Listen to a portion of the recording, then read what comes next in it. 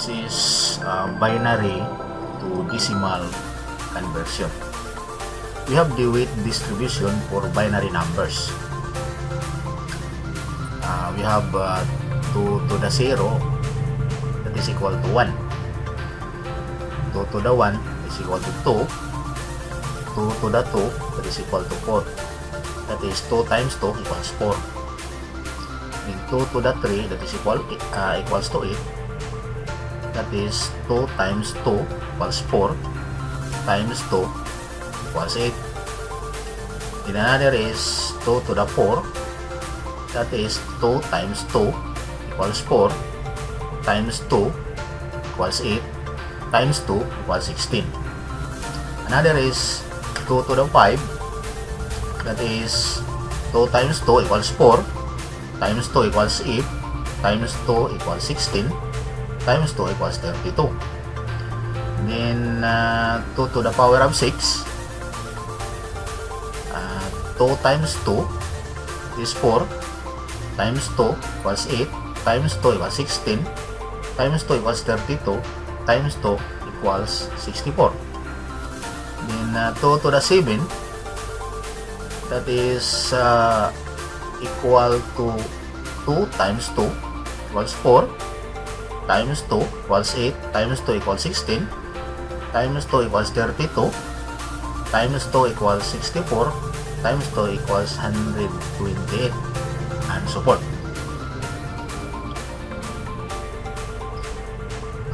We have an example number 1. How to convert binary to decimal. We have 1 1 0 1 0 1 in binary. So the answer is equal to 53 in decimal. Here is the solution based on the weight distribution for binary numbers. We start with this binary number, which is 1, based on the weight distribution, that is equal to 1 times 1. The next is 0. So 1 times 1 plus 0 times 2. Then 1, that is plus 1 times 4. Then another 0 is plus 0 times 8. Then another one, that is plus 1 times 16. Then the last one is plus 1 times 32. So this 32 is the equivalent based on the weight distribution for binary numbers, is the equivalent of this binary. So I'm using colors just to assign the numbers being multiplied, or based on the equivalent of the weight distribution. Then add following numbers. So 1 times 1, that is 1. Then 0 times 2, that is 0. Then 1 times 4, that is 4. Then 0 times 8, that is 0. 1 times 16, that is 16. And 1 times 32 is equal to 32. Then get the sum. The answer is 53. So therefore, in binary, 1 1 0 1 0 1, the equivalent for decimal is 53. We have an example number 2. So 1 1 0 0 1 0, the equivalent is 50. So we'll start on 0. 0 times 1 plus 1 times 2 plus 0 times 4 plus 0 times 8 plus 1 times 16 plus 1 times 32. Then 0 times 1 equals 0, 1 times 2 equals 2, 0 times 4, that is 0. Then 0 times 8 is equal to 0. Then 1 times 16 is equal to 16. Then 1 times 32 is equal to 32. Then get the sum. The answer is 50. So the binary 110010 is equal to 50 in decimal. Another example, we have example number 3 and 4. For number 3, for binary, that is 10111. The equivalent for decimal is 23. Again, we'll start on this number, that is 1 times 1 plus 1 times 2 plus 1 times 4 plus 0 times 8 plus 1 times 16. 1 times 1 equals 1, 1 times 2 equals 2, 1 times 4 equals 4, 0 times 8 equals 0, 1 times 16 equals 16.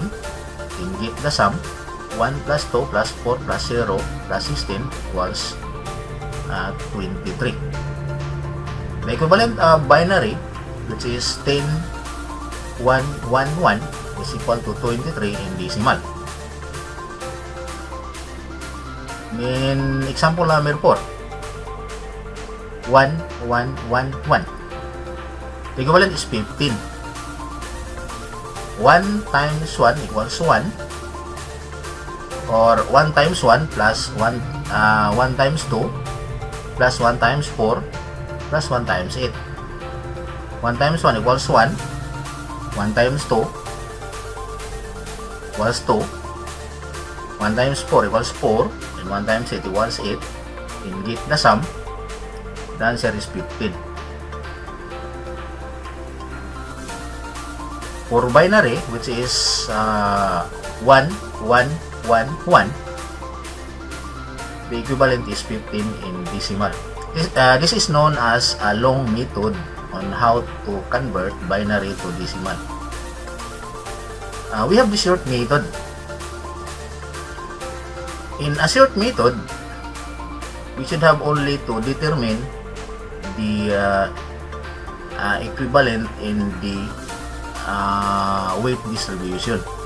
So for example, in example number 1, the equivalent of 1 is 1.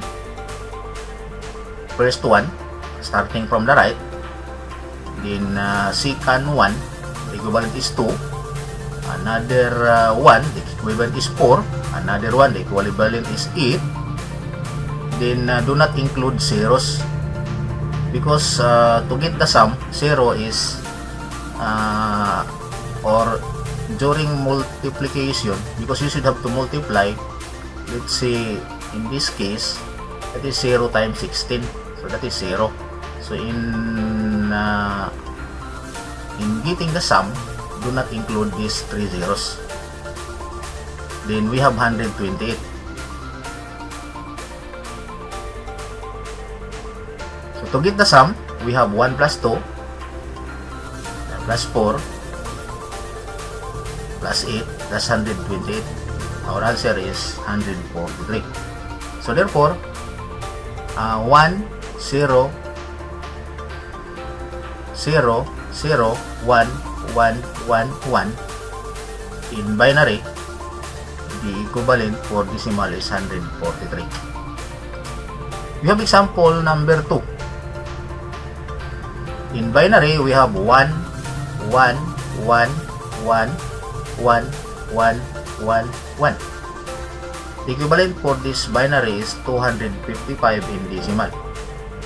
So we'll start on the right. For the equivalent of 1, of course, we have 1, then followed by 2, then 4, then 8, then 16, 32, 64, 128, then get the sum. The answer is 255. So that is the equivalent of this binary to decimal. We have example number 3. We have a binary of 1 0 0 0 0 0 0 0. The equivalent is 128. So in this case, starting from this 0, the equivalent is still 0, because if you are going to multiply, the answer is 0. So the remaining is just only 128. So therefore, the answer for this problem is 128 in decimal. Another example is 1100. 1100 is equal to 12 in decimal. How to get the answer? Just leave these two zeros. So just add 4 and 8. So 4 plus 8, that is 12. 1100 in binary, that is equal to 12 decimal. That's all, and God bless.